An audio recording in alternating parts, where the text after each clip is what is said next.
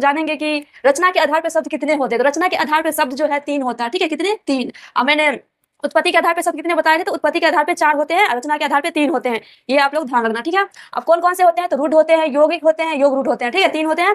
और सबसे पहले तो हम जानेंगे कि रूढ़ शब्द कहते किसे हैं। तो आप ये कह सकते हैं कि ऐसा शब्द जो खुद के अर्थ को बतलाता हो, जैसे कि ले लो आम। तो आम तो खुद के अर्थ को बतलाता है ना, जैसे मैंने एग्जाम्पल में लिखा है आम, मन, फूल। तो आम जैसे मैं आप लोगों को समझाने के लिए मैं कर रही हूँ, तो ये आम जो है, तो अगर मान लीजिए आम को अगर आम जोड़ आज और म कर दिए तो आ का तो कोई नहीं अर्थ बनता है, और ये म का भी कोई अर्थ नहीं बनता है। तो हुआ ना, जो खुद के अर्थ को बतलाता हो। तो आम सिर्फ आम के अर्थ को ही बतलाता है, ठीक है? और दूसरे अर्थ को नहीं बतलाता। जैसे मन ले लो, तो मन मन कैसे होगा? मन जैसे म प्लस न, तो म का अर्थ तो नहीं होता, न का भी अर्थ नहीं होता है, तो मन का मन ही होता है, ठीक? फूल का भी फूल ही होता है। तो यहाँ तक क्लियर है? रूढ़ तो क्लियर है ना, जो अपने खुद के अर्थ को बतलाता है, ठीक है? अब चलते हैं यौगिक शब्द पे। तो यौगिक शब्द किसे कहते हैं, इसकी परिभाषा क्या होती है?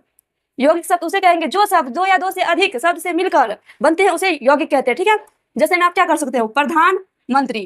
प्रधान यानी कि ये एक हुआ, ये 2 हुआ, 2 मिलके बने हैं ना प्रधानमंत्री। तो कुछ क्या कह रहा था परिभाषा में, 2 या 2 से अधिक शब्द मिलके बनते हैं, ठीक है? तो अब बताइए प्रधान मतलब क्या होता है? हेड, जो मतलब हेड। और मंत्री मतलब क्या? मंत्री। तो प्रधान जो प्रथम जो ऊंचे पद पे, जैसे प्रधानमंत्री, ठीक है?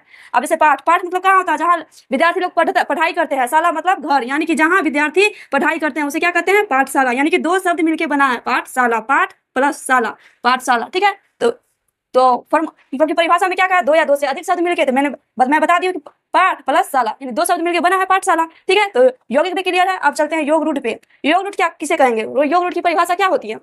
तो ये कह सकते हैं कि जो शब्द एक से अधिक शब्द से मिलकर बनते हैं और उसका अर्थ तीसरे अर्थ को बतलाता है। जैसे कि मान लीजिए 2 शब्द बना और तीसरे अर्थ को बताता है। जैसे कि 10, 10 मतलब क्या होता है? 10 मतलब 10 ही होता है। और 10 आनंद मतलब क्या होता है? 10 मतलब 10, आनंद मतलब जिसके पास, आनंद मतलब सिर होता है, जिसके पास 10 सिर है उसे क्या कहेंगे? 10 सिर किसके पास था? रावण के पास था। यानी तीसरे को अर्थ बता रहा है ना, यानी कि 2 अर्थ तो यहाँ हुआ और तीसरे को बता रहा है कि रावण का, ठीक है? जैसे चक्र, चक्र मतलब क्या होता है? चक्र